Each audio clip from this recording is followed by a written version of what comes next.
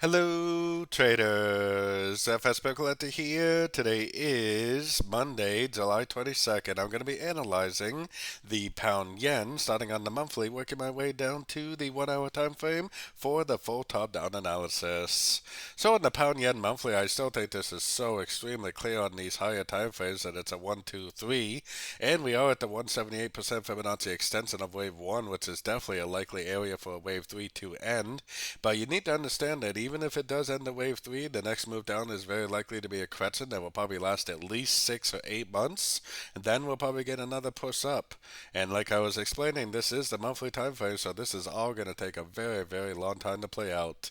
Going down to the weekly time frame, one more thing you need to understand is that yeah, we have been going down, but on these higher time frames, the trend is 100% still up. We have no breaker starts to the downside. We have no significant lower high. The higher time frames are still in an uptrend, and we still should keep in mind that these trends could easily keep on going. Just because we're at a Fibonacci level doesn't mean that the trend has to be over. So taking it down to the daily time frame, on the pound yen especially, to me it still looks like a 1, 2, 3. It still looks like this move down could end up being like a wave 4, and it could go back up for a wave 5. But even though that does look like it should happen because of Elliot wave, the daily time frame definitely has broken to the downside, so I'm definitely looking for shorts on shorter time frames until I get a Fibonacci bounce and a breaker starts to the upside. I am definitely only looking for shorts, and I'm only going to go short on shorter time frames at the end of pullbacks. Going down to the 4 hour time frame. On the 4 hour time frame, we are at a Fibonacci level. We do have a double bottom going on right here, so if it does go up, if it does break and hold above structure, then that is what's going to turn me into a buyer at the end of every pullback I see on shorter time frames. If it doesn't do that, then I definitely would continue to look for shorts. There's definitely a chance it just keeps on trending down.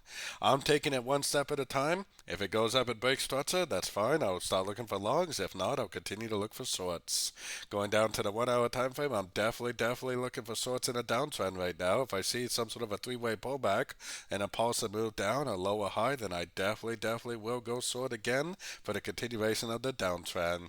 The only thing that's going to turn me into a buyer is seeing price break and hold above structure. I will not even trade the first move up because the first move up isn't really a confirmation of a turn until the move is almost over. But at the end of if it does break up, at the end of the first pullback, I will be going long for the continuation of the uptrend. So as of right now, I'm still looking for shorts unless we get that structure break. If we get the structure break, I'll start looking for longs at the end of pullbacks again. So don't forget to join my free Discord group, which is linked down here in the corner. And as always, thank you and happy trading.